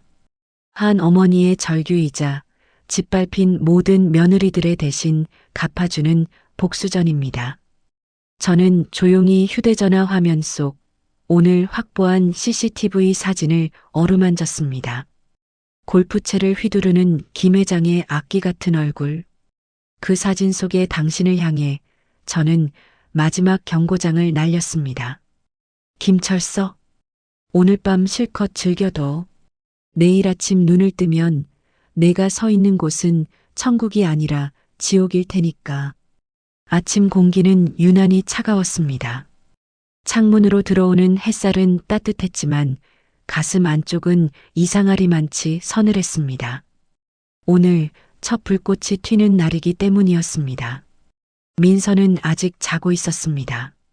하얀 산모용 이불을 턱까지 끌어올리고 숨소리만 겨우 들릴 정도로 가늘게 숨을 쉬고 있었습니다. 붓기가 조금 빠진 얼굴을 바라보며 저는 조용히 침상 곁 의자에 앉아 텔레비전을 켰습니다. 볼륨은 작게 하지만 자막은 또렷하게 보이도록 조절했습니다. 오 국장이 어젯밤 늦게 보낸 문자가 떠올랐습니다. 내일 오전 10시쯤 첫 예고 나갑니다. 유심히 보세요, 누님. 시계의 초침 소리가 유난히 크게 들렸습니다. 손끝이 살짝 떨렸습니다. 긴장 때문이기도 했지만 이 순간을 여기까지 끌고 온 시간들이 한꺼번에 밀려왔기 때문이기도 했습니다. 딸이 피범벅이 된 얼굴로 문 앞에서 쓰러지던 그 밤 합의서에 지장을 찍던 내 손, 박 아주머니 집 좁은 방 안에서 무릎 꿇고 부탁하던 순간들. 그 모든 것들이 이 예고편 하나로 세상 밖으로 쏟아져 나가려 하고 있었습니다. 아침 뉴스가 끝나갈 즈음 화면 오른쪽 위에 작은 글씨가 떴습니다. 잠시 후 단독 보도 예고. 제 심장이 콱 하고 내려앉았습니다. 화면이 잠시 어두워지더니 낮은 남자 아나운서 목소리가 깔렸습니다. 지역 유력 시의원 후보 K씨. 가정의 행복을 강조해온 그의 또 다른 얼굴이 있습니다. 화면에 누군가의 뒷모습이 실루엣으로 비쳤습니다. 얼굴은 보이지 않았지만 배경은 익숙한 듯 화려한 거실이었습니다. 그 위로 붉은 글씨가 떠올랐습니다. 단독 취재. 유력 후보 K씨, 만삭 며느리 폭행 의혹. 짧은 영상이 몇 초 흘렀습니다. 모자이크가 처리되어 있었지만 골프채를 든 남자의 팔 소파 옆으로 나뒹구는 쿠션, 바닥에 무너져 내리는 여자의 실루엣이 분명하게 보였습니다. 그리고 무엇보다 귓가에 박히는 목소리. 재수없게 딸이라니 진짜 팔자 더러운 집이야. 목소리는 가공되지 않은 날 것 그대로였습니다. 화면은 곧 뉴스 스튜디오로 다시 돌아갔습니다. 진행자가 차분한 얼굴로 말했습니다. 자세한 내용은 오늘 밤 9시 뉴스에서 전해드리겠습니다. 단 몇 초였습니다. 하지만 그 짧은 몇 초가 병실 공기를 통째로 바꾸어 놓았습니다. 옆 침대 할머니가 탄식을 내뱉었습니다. 세상에, 임신한 며느리를 패? 저게 사람이야? 다른 보호자가 맞장구를 쳤습니다. 그러게 말이에요. 요즘 세상에 저런 인간이 다 있어. K씨면 그 사람 아니야? 요즘 TV에 맨날 나오는 그 사람? 저는 고개를 들지 않았습니다. 그저 숨을 한번 깊게 들이쉬고 마음속으로 숫자를 셌습니다. 하나, 둘, 셋. 설렘과 두려움과 묘한 통쾌함이 한꺼번에 올라왔습니다. 마치 깊은 우물바닥에서 돌을 던졌을 때 잠시 뒤 울려나오는 물소리처럼 지금 던진 이 작은 예고편이 어디까지 파장을 일으킬지 귀를 기울이는 기분이었습니다. 민서가 몸을 뒤척이더니 눈을 떴습니다. 엄마, 무슨 일 있어? 얼굴이 좀 달라. 저는 최대한 평온한 척 미소를 지어 보였습니다. 아니야. 그냥 뉴스에 재밌는 거 나와서 그래. 요즘 세상 참 별일 다 있다. 그 생각 좀 했지. 어떤 일인데? 나중에 얘기해 줄게. 지금은 내 컨디션부터 생각하자. 오늘은 좀 덜 아프냐? 조금 이제 움직일 만은 해. 딸아이의 배 위에 살짝 손을 얹었습니다. 아직도 불안하게 꿈틀거리는 듯한 생명의 기척이 느껴졌습니다. 이 아이에게 다른 세상을 보여주고 싶었습니다.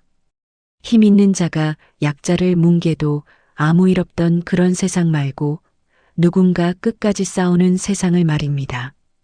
오전이 그렇게 흘렀습니다. 점심시간이 가까워질수록 병원 안 여기저기서 이상한 말들이 들려왔습니다.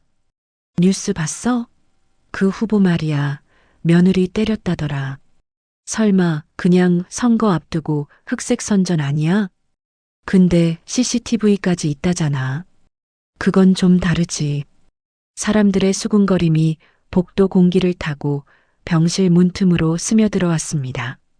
저는 일부러 아무렇지 않은 척 신문만 넘겼습니다. 오늘자 신문 일면엔 아직도 김 회장의 환한 웃음이 실려 있었습니다. 지지율 1위 독주라는 제목과 함께 저는 그 사진을 손가락으로 톡톡 두드렸습니다. 이제 너 내려올 때 됐다. 점심 식판이 치워지고 민서가 다시 잠든 오후 폴더폰이 짧게 진동했습니다. 화면에 뜬 이름을 보는 순간 저도 모르게 입꼬리가 올라갔습니다. 오 국장. 통화를 누르자마자 다급하면서도 들뜬 목소리가 쏟아져 나왔습니다. 누님 보셨죠? 예고 나갔습니다. 반응 장난 아닙니다. 아침에만 항해 전화가 10여 통이 넘어왔어요. 어디서냐고요?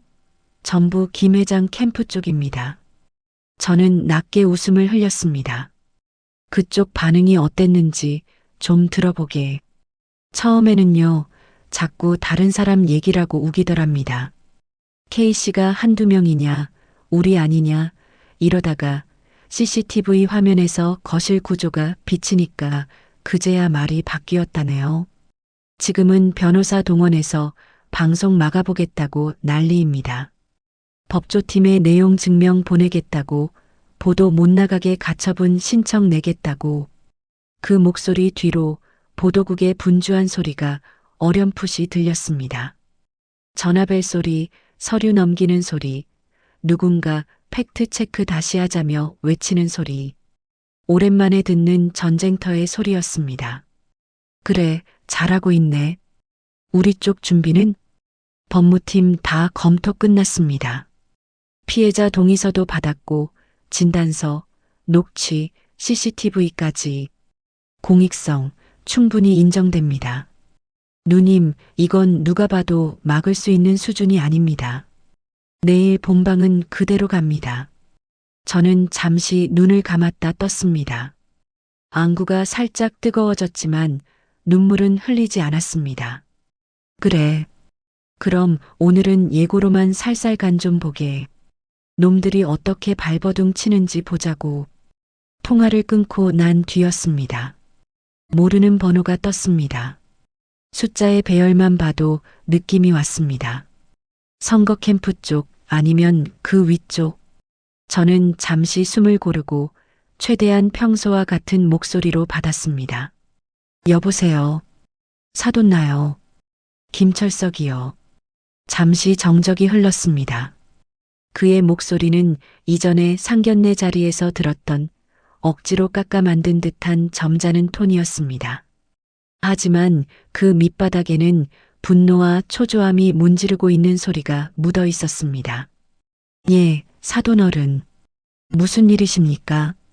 제가 최대한 공손하게 받자 그는 한숨을 길게 내쉬었습니다. 아이고 사돈. 뉴스 봤지요? 요즘 선거판이 얼마나 더러운지 아시잖아요. 누군가는 이기려고 별짓을 다 합니다. 우리 집안 흠집 내려는 모함이에요.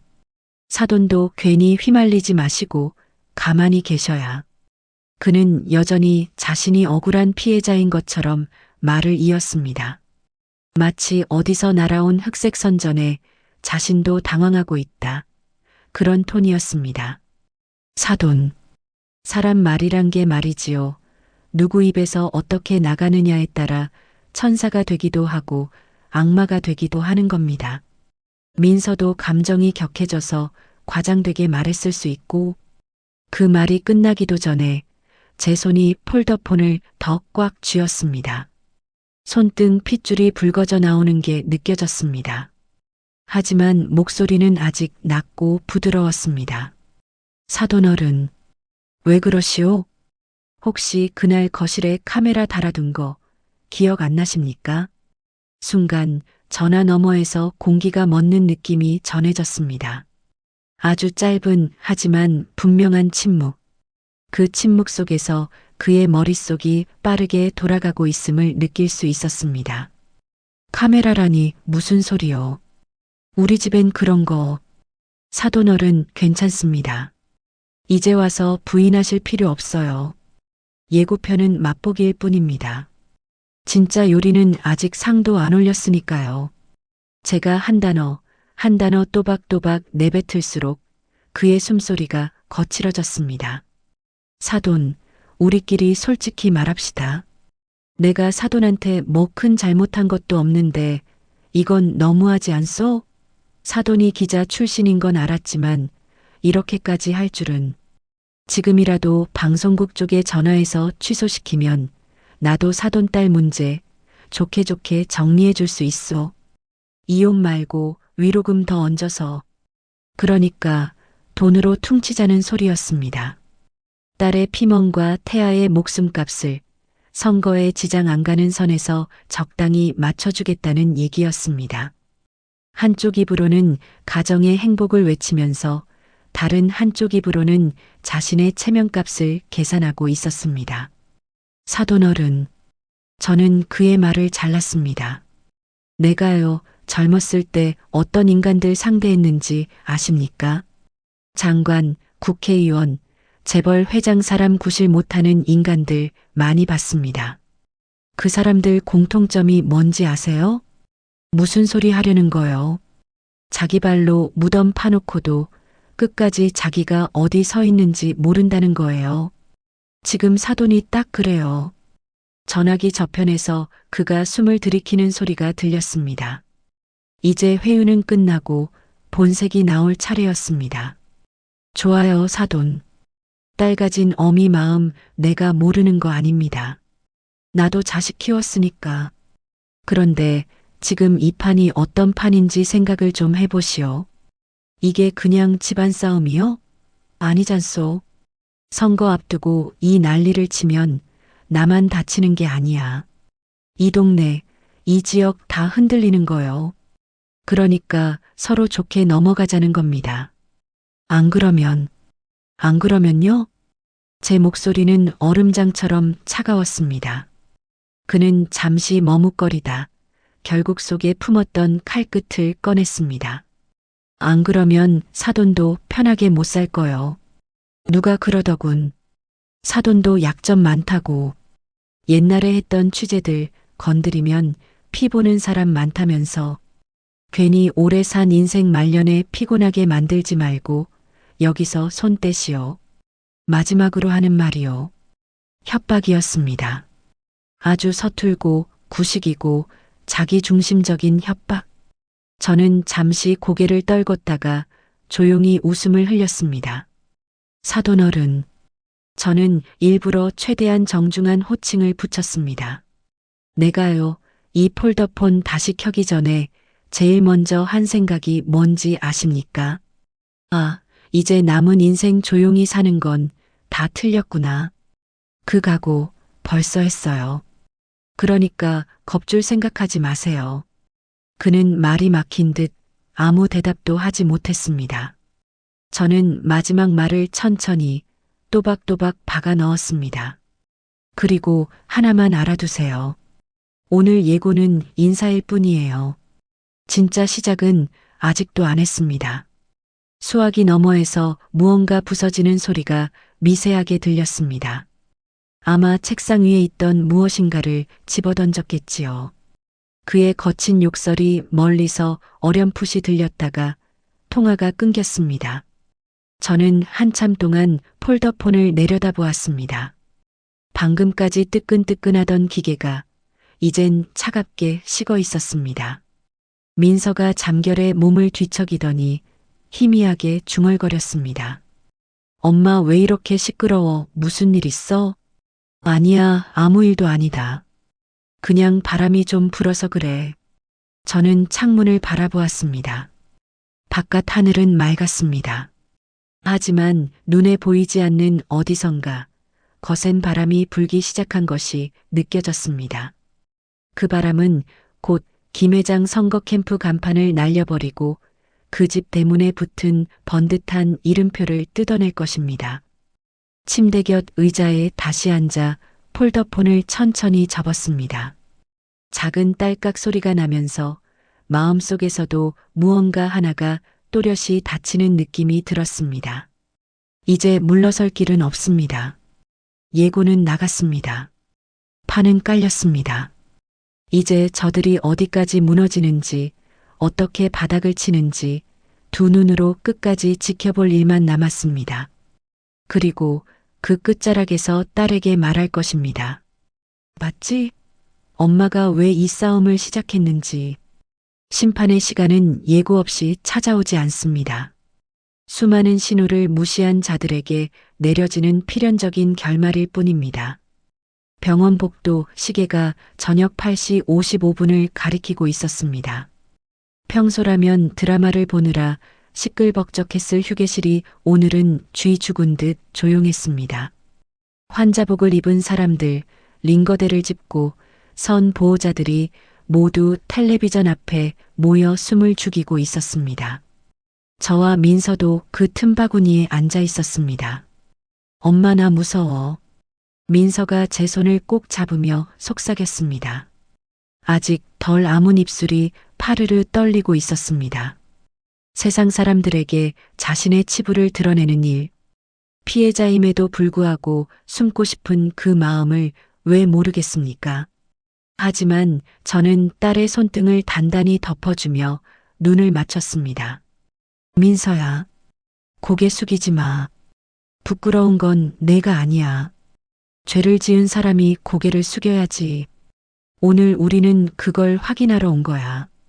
텔레비전 화면 오른쪽 상단에 뉴스 시작 1분 전 자막이 떴습니다. 제 심장 박동 소리가 귓가에 쿵쿵 울리는 것 같았습니다. 구시 정각. 익숙한 시그널 음악과 함께 앵커가 심각한 표정으로 등장했습니다. 시청자 여러분 안녕하십니까? 구시 뉴스입니다. 오늘 첫 소식은 충격적인 단독 보도로 시작합니다. 이번 지방선거 유력 시의원 후보인 K씨가 임신한 며느리를 상습적으로 폭행하고 학대해 온 정황이 포착되었습니다. 휴게실 곳곳에서 어머, 어머 하는 탄성이 터져 나왔습니다. 저희 취재진이 입수한 CCTV 영상에는 충격적인 폭행 장면이 고스란히 담겨 있었습니다. 심신이 미약한 분이나 임산부는 시청에 유의하시기 바랍니다. 화면이 바뀌었습니다. 익숙한 김 회장의 거실이었습니다. 흑백 화면 속 날짜는 바로 일주일 전. 소파에 앉아있던 김 회장이 벌떡 일어나더니 골프채를 집어들고 며느리에게 휘두르는 장면이 적나라하게 펼쳐졌습니다. 아! 민서가 비명을 지르며 제 품으로 파고들었습니다. 저는 딸의 눈을 가려주며 화면을 노려보았습니다. 모자이크 처리된 민서가 바닥을 기며 빌고 있는데도 김 회장의 발길질은 멈추지 않았습니다. 그리고 이어진 녹취록.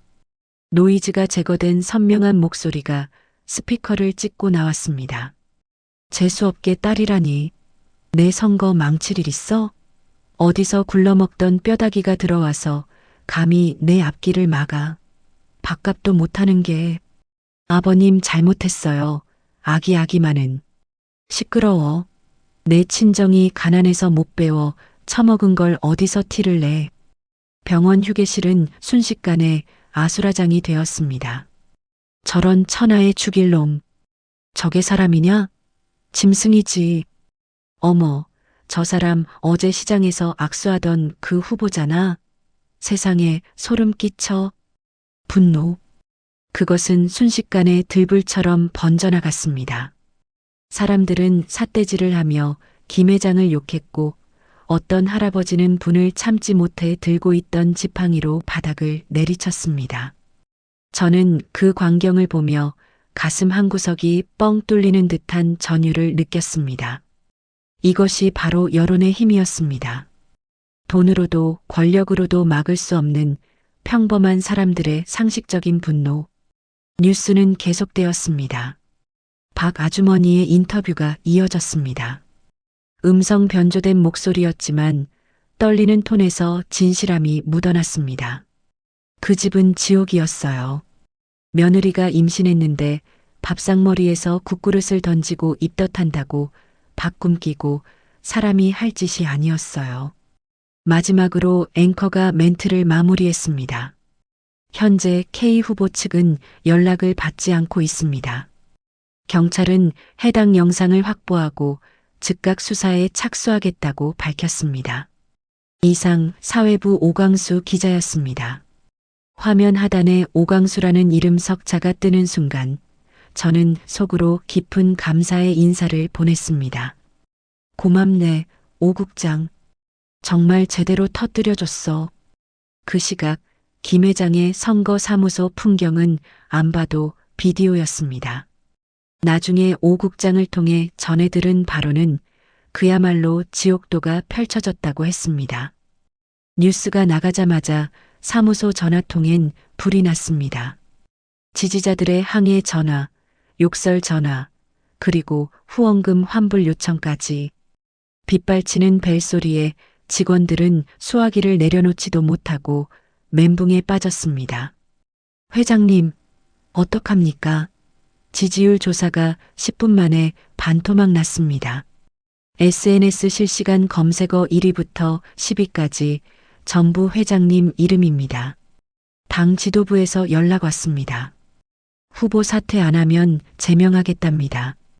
박 실장은 사색이 되어 뛰어다녔고 김 회장은 소파에 주저앉아 멍하니 텔레비전만 바라보고 있었다고 합니다. 자신의 추악한 민낯이 전 국민에게 생중계되는 걸 보며 그는 무슨 생각을 했을까요? 후회했을까요? 아니면 여전히 억울해하고 있을까요? 하지만 진짜 지옥은 그때부터였습니다. 뉴스가 끝나기도 전에 밖에서 요란한 사이렌 소리가 들려왔습니다. 문 열어. 경찰입니다. 압수수색 영장 집행하러 왔습니다. 파란색 상자를 든 수사관들이 사무소로 들이닥쳤습니다. 카메라 플래시가 번쩍이고 기자들이 몰려들어 질문을 쏟아냈습니다. 후보님, 며느리 폭행 사실 인정하십니까? 친정 무시 발언 사실입니까? 사퇴하실 겁니까? 아비규환. 그 단어 말고는 설명할 길이 없었습니다. 김 회장은 경호원들 뒤로 숨으려 했지만 성난 시민들이 계란을 던지며 달려들었습니다. 내려와. 살인마. 임산부를 때려. 내가 인간이냐. 계란 범벅이 된 채 고개를 숙이고 끌려가듯 차에 타는 김 회장. 그토록 당당하던 지역 유지의 위험은 온데간데 없고 그저 초라하고 비겁한 늙은이 하나만 남아 있었습니다. 병실 텔레비전에서 속보 자막이 떴습니다. 속보 경찰, K 후보 자택 및 사무실 전격 압수수색 K 후보 긴급 체포 검토. 와, 휴게실에서 환호성이 터졌습니다. 사람들은 박수를 치며 기뻐했습니다. 마치 내 일처럼 통쾌해하는 그들의 모습을 보며 민서도 어리둥절한 표정을 지었습니다. 엄마 사람들이 우리 편이야? 그래. 세상이 다 썩은 것 같아도 아직은 아니야. 잘못된 건 잘못됐다고 말해주는 사람들이 더 많아. 저는 딸을 꼭 안아주었습니다. 민서의 눈에서 굵은 눈물방울이 뚝뚝 떨어졌습니다. 그것은 서러움의 눈물이 아니라 안도와 치유의 눈물이었습니다. 그날 밤 저는 다시 폴더폰을 열었습니다. 오 국장에게서 메시지가 와 있었습니다. 누님 보셨죠? 완벽하게 무너졌습니다. 내일 아침이면 구속영장 청구될 겁니다. 박 실장 그놈도 선거법 위반이랑 협박 혐의로 같이 엮어 넣었습니다. 이제 푹 주무십시오. 답장을 보내려는데 손끝이 찌릿했습니다.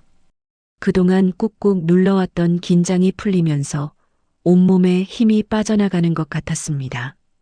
창밖을 보았습니다. 병원 앞 사거리 전광판은 꺼져 있었지만 김 회장의 선거 현수막이 바닥에 찢겨 뒹구는 모습이 가로등 불빛 아래 희미하게 보였습니다. 며칠 전만 해도 저 높은 곳에서 거만하게 내려다보던 얼굴이 이제는 사람들의 발길질에 채이는 신세가 된 것입니다. 사필귀정. 모든 일은 반드시 바른 길로 돌아간다. 너무나 당연한 이 말이 오늘따라 사무치게 가슴에 와닿았습니다. 민서가 잠든 침대 곁에 앉아 저는 딸의 배에 귀를 대보았습니다. 규칙적인 태동 소리. 콩닥, 콩닥, 콩닥. 아기는 살아있습니다.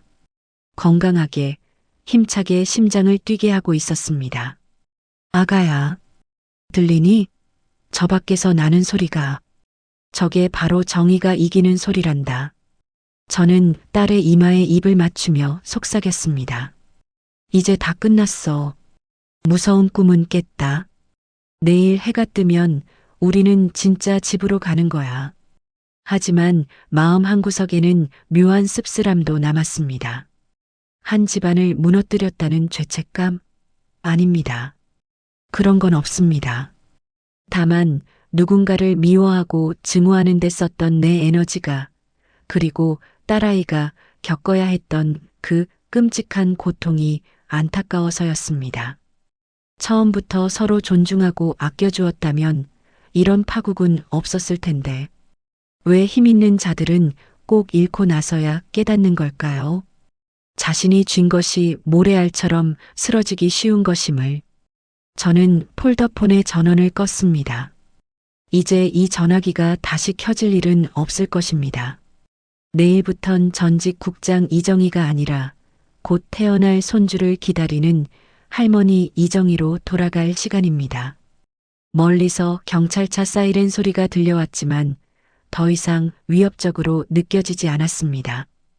오히려 이 도시의 묵은 때를 씻어내는 청소차 소리처럼 경쾌하게 들렸습니다. 밤은 깊어가고 있었지만 제 마음속에는 이미 환한 새벽이 와 있었습니다. 겨울이 아무리 길어도 봄은 기어이 오고야 맙니다. 얼어붙은 땅을 뚫고 올라오는 새싹처럼 우리네 삶도 그렇게 끈질기게 희망을 피워내는 법이지요. 병원 창밖으로 벚꽃이 흩날리던 날이었습니다. 텔레비전 뉴스에서는 낯익은 얼굴이 파란 수의를 입고 고개를 숙인 채 호송버스에 오르는 장면이 나왔습니다. 김철서? 한때 이 지역을 호령하던 그는 이제 수임번호 3052번이 되어 차가운 철창 안으로 사라졌습니다. 특수폭행, 선거법 위반, 협박, 그리고 뇌물수수 혐의까지 줄줄이 엮인 죄명들은 그가 그토록 자랑하던 금배지 대신 수갑을 채워주었습니다. 박 실장 역시 공범으로 구속되었습니다. 그들이 쌓아 올린 모래성은 파도 한 번의 흔적도 없이 쓸려나갔습니다. 엄마, 이제 정말 끝난 거지? 법원 앞 이혼 확정 판결문을 손에 쥔 민서가 물었습니다. 아직 바람이 쌀쌀했지만 딸아이의 표정은 그 어느 때보다 따뜻하고 단단해 보였습니다. 그래, 끝났다. 아니, 이제 시작이지. 진짜 내 인생은 지금부터니까. 우리는 서로를 마주보며 웃었습니다. 1년 전 피투성이가 되어 내 품에 안기던 그 밤을 생각하면 지금 이 순간이 기적만 같았습니다. 위자료와 양육권 모두 민서가 가져왔습니다. 김 회장 집안은 몰락했고 그 집 아들인 전 사위는 빚더미에 앉아 알코올 중독자가 되었다는 소문만 들려올 뿐이었습니다. 계절은 부지런히 흘러 여름이 되었습니다. 매미 소리가 텃밭을 가득 채우던 어느 날 기다리던 소식이 찾아왔습니다. 응애응애 우렁찬 울음소리가 분만실 밖까지 쩌렁쩌렁 울렸습니다. 3.2kg 건강한 사내 아이. 그 모진 폭행과 스트레스 속에서도 기적처럼 버텨준 내 손주가 세상에 나왔습니다. 아이를 처음 품에 안았을 때의 그 감동을 저는 평생 잊지 못할 것입니다. 조그만 손가락, 꼬물거리는 발가락, 그리고 아직 퉁퉁 부어있지만 세상 무엇보다 맑은 눈망울. 이 작은 생명을 지키기 위해 우리는 그토록 치열하게 싸웠던 것입니다. 아가야 고맙다 정말 고마워. 눈물이 뚝뚝 떨어져 아이의 베넷 저고리를 적셨습니다. 민서도 침대에 누워 환하게 웃고 있었습니다. 그 미소에는 더 이상 그늘이 없었습니다. 시간은 흘러 다시 가을이 왔습니다. 시골집 마당에는 고추가 빨갛게 익어가고 늙은 호박이 덩굴째 굴러다니는 계절입니다. 저는 평상에 앉아 유모차에서 잠든 손주를 바라보며 콩을 까고 있습니다. 할머니, 콩 까? 어느새 훌쩍 자란 민서가 쟁반에 찐 고구마와 식혜를 들고 나옵니다. 아이를 낳고 몸조리를 하며 딸아이는 예전에 생기 넘치던 모습을 되찾았습니다. 이제는 방송 작가가 되고 싶다며 틈틈이 글도 쓰고 있습니다. 자신이 겪은 일을 바탕으로 상처받은 여성들을 위한 드라마를 쓰고 싶다고 하더군요. 그래. 올해 농사가 아주 잘 됐다. 내 아들놈 주먹만 하네. 엄마도 참. 우리 준이 주먹이 얼마나 매운데. 민서가 까르르 웃으며 제 옆에 앉았습니다. 바람이 불어와 앞마당 감나무 잎을 흔들었습니다. 평화로웠습니다. 1년 전 폭우가 쏟아지던 그 밤의 공포가 거짓말처럼 느껴질 만큼 지금 이 햇살은 눈부시게 따사로웠습니다. 저는 콩을 까던 손을 멈추고 잠시 먼 산을 바라보았습니다. 저 산 너머 어딘가에 차가운 감옥이 있겠지요. 김 회장은 그곳에서 지금 무슨 생각을 하고 있을까요? 자신이 휘두른 폭력이 얼마나 어리석었는지 깨달았을까요? 아니면 여전히 운이 없었다며 이를 갈고 있을까요? 부질없는 생각입니다. 그가 무슨 생각을 하든 이제 우리와는 상관없는 일입니다. 아기는 스스로 판 함정에 빠져 자멸했고 우리는 살아남아 행복을 되찾았습니다. 그것으로 충분합니다. 엄마 무슨 생각해? 민서가 고구마 껍질을 까서 제 입에 넣어주며 물었습니다. 그냥 사는 게 참 묘하다는 생각. 죽을 것 같이 힘들다가도 또 이렇게 사라지고 웃게 되는 게 맞아. 나 그때 엄마 아니었으면 정말 죽었을지도 몰라. 엄마가 내 생명의 은인이야. 에이구, 징그럽게 무슨. 어미가 새끼 지키는 건 본능이지. 은인은 무슨. 저는 짐짓 핀잔을 주었지만 가슴 한구석이 몽글몽글해지는 건 어쩔 수 없었습니다. 그때 헛간 구석에 처박아둔 낡은 괴짝이 눈에 들어왔습니다. 제 옛 수첩과 폴더폰이 잠들어 있는 곳. 사건이 끝나고 다시 자물쇠를 채워 깊숙이 넣어두었습니다. 가끔은, 아주 가끔은 그때의 그 서늘했던 감각이 그리울 때가 있습니다. 악을 응징할 때 느꼈던 그 짜릿한 전율, 내 손으로 정의를 바로잡았다는 그 뜨거운 성취감. 하지만 저는 압니다. 지금 제 손에 들린 이 투박한 콩깍지가 그때 쥐었던 만년필보다 훨씬 더 소중하다는 것을요. 진정한 승리는 누군가를 무너뜨리는 것이 아니라 무너졌던 내 일상을 다시 단단하게 세우는 일이라는 것을 저는 이 나이가 되어서야 깨달았습니다. 의학 유모차에서 준이가 잠이 깼는지 칭얼거립니다. 민서가 얼른 달려가 아이를 안아 올립니다. 오구오구, 우리 아들 깼어? 할머니한테 갈까? 민서가 아이를 제 품에 안겨줍니다. 따뜻한 체온, 전 냄새, 그리고 보드라운 살결. 이 아이의 심장 소리가 제 가슴에 맞닿아 쿵쿵 울립니다.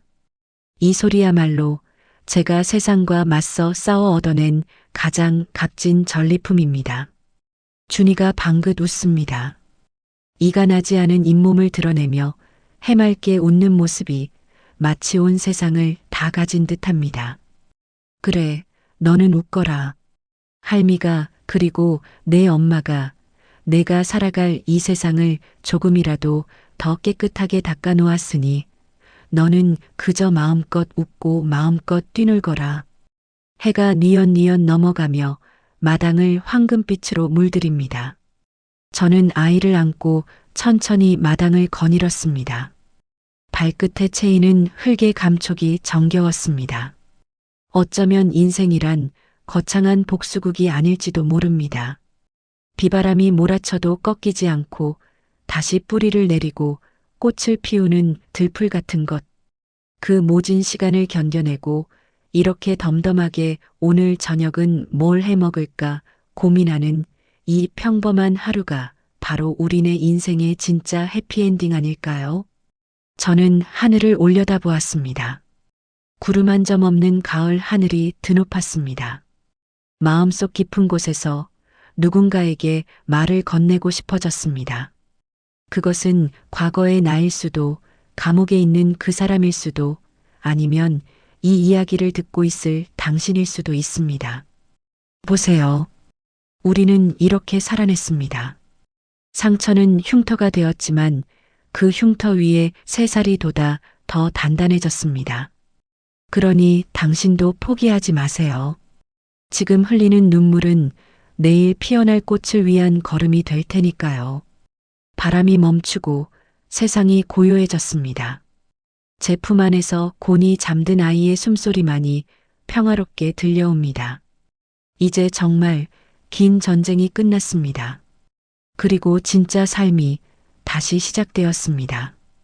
이 이야기는 자식을 지키려는 어머니의 위대한 사랑과 권력에 취해 인간다움을 잃은 자의 말로가 어떤지 명확하게 보여주고 있습니다. 세상에는 김 회장처럼 돈과 지위면 모든 것을 덮을 수 있다고 믿는 사람들이 있습니다. 그 오만함은 결국 스스로를 파멸로 이끌었죠.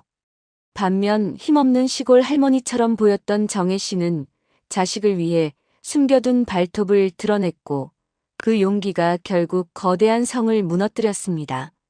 중요한 것은 누가 더 힘이 세냐가 아닙니다. 누가 더 진실하냐입니다. 우리가 사는 세상이 때로는 불공평해 보이고 힘 있는 자들이 이기는 것처럼 보일 때도 있습니다. 하지만 오늘 이야기처럼 진실은 언젠가 반드시 그 모습을 드러내고 억울한 눈물은 닦여지기 마련입니다. 혹시 여러분의 삶에도 넘을 수 없을 것 같은 벽이 가로막고 있나요? 혹은 참고 인내해야만 했던 억울한 순간들이 있으셨나요? 정혜 씨가 보여준 그 통쾌한 한 방이 오늘 여러분의 가슴 속에 묵은 체증을 내려가게 하는 시원한 위로가 되었기를 바랍니다. 어둠은 결코 빛을 이길 수 없고 겨울이 지나면 반드시 봄이 온다는 사실을 잊지 마세요. 댓글로 여러분이 느끼신 감정과 생각도 들려주세요. 여러분이 겪은 사이다 같은 경험담도 남겨주시면 큰 힘이 됩니다. 여러분의 하루가 정의롭고 따뜻한 행복으로 가득하길 바랍니다. 구독과 좋아요도 잊지 말고 부탁드립니다. 감사합니다.